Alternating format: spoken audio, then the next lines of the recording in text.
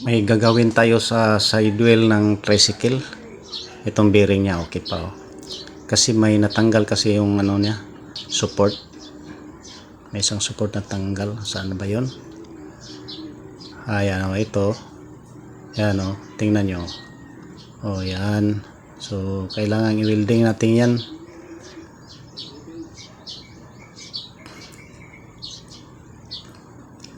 So gagawin natin dito, hindi na natin tatanggalin tong goma kasi konti lang naman to. So bawasan lang natin ng hangin. Yan.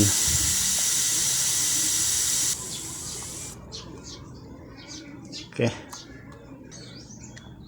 So ito, ikabit natin tong ground. At syempre yung kailangan tanggalin ay natanggal na, tulad ng spark plug, battery, CDI. So umpisa natin mag-welding. So syempre may handang tubig para iwas sunog sa guma.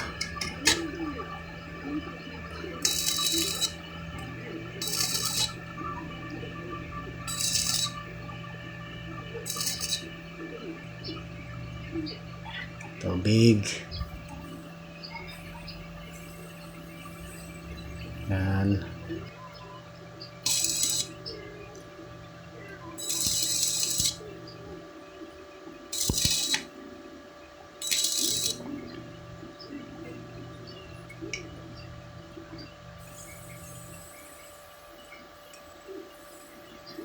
Kailangan talaga lagyan ng tubig para hindi masunog yung goma sa ilalim, yung tinatawag na interior.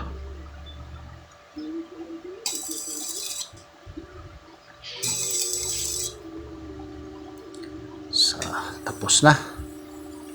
Yan. Okay. Thank you for watching.